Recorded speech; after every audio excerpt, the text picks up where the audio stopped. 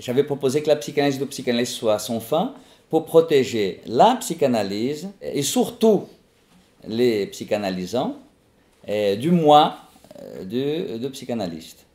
C'est un peu mon obsession. Hein. Je ne lui fais pas confiance.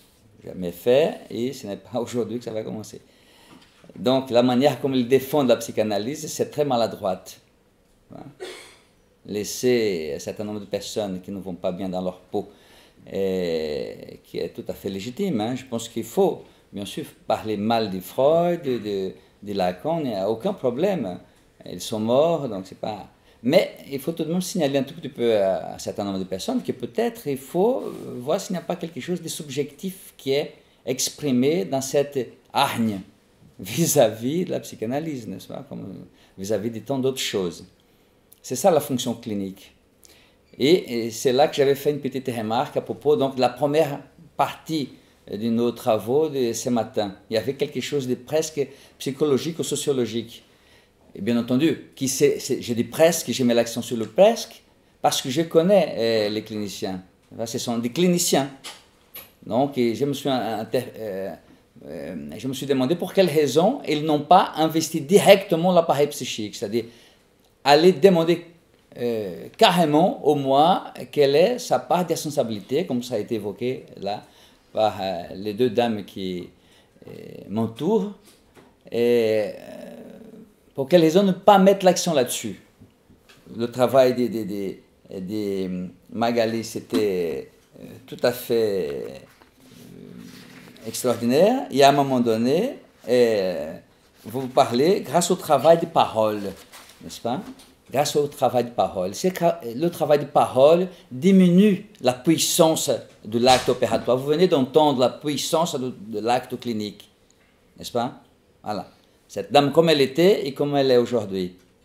Ce n'est pas par un acte, par un travail de parole. Ce n'est pas suffisant. Vous savez que les psychiatres, les psychologues, quand ils s'approprient, n'est-ce pas, des concepts, de la terminologie et de la psychanalyse, inévitablement, c'est comme si vous étiez en train de prendre un Bordeaux et vous mettez du Coca-Cola. Ça perd son essence, ça perd son goût, et à ce moment-là, on n'est pas content, quoi. On n'est pas en train de boire quelque chose de convenable. Ce n'est pas de la parole, c'est un respect strict des indications freudo-lacaniennes, qui ne viennent pas des Freud et de Lacan. Hein. Par exemple, quand Mme Souroui cite Amorim, c'est un élève des Freud et de Lacan. Je n'ai jamais abandonné ce poste-là. Tout ce que j'avais fait, c'est exactement à partir de Freud et de Lacan. Je suis leur serviteur, le serviteur de leur théorie. Parce que je vois que ça marche. Donc, ce n'est pas un travail de parole. Ça, c'est un discours de psychologue. C'est un travail d'articulation signifiante. C'est ça que Jacques Lacan, en prenant Héraclite, en prenant les Stoïciens, en prenant Homère, n'est-ce pas, que vous avez merveilleusement cité, n'est-ce pas, voilà. C'est-à-dire, il y a une lignée dans la psychanalyse qui n'a jamais été lâchée. C'est cette lignée qui vient d'une étude d'orfèvre, voire chirurgicale de la parole dite, de la poésie. Freud avait fait ça, mais bien sûr, ce n'était pas Freud seul, c'était Amy, Madame Amy, qui avait dit à Freud, taisez-vous, laissez-moi parler, ne me touchez pas. Et à ce moment-là, Freud obéit, parce qu'il était obéissant. Donc, à ce moment-là, la psychanalyse est née. Quand la dame, sur le divan, n'est-ce pas, dit, laissez-moi parler. Lui qui était là en train d'insister, oui, mais c'est ci, mais c'est là, mais ces symptômes-là, etc. Et à un moment donné, elle ne peut plus être harcelée comme ça, par ces jeunes curieux, n'est-ce pas, laissez-moi faire.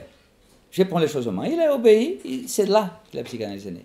Donc, ce n'est pas un travail de parole, c'est un travail d'association libre.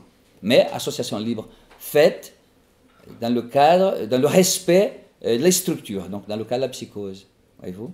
Quand je vous dis ça, ce n'est pas pour malmener les psychologues, mais c'est à les inviter à lire Freud et Lacan. Sinon, ils sont perdus cliniquement.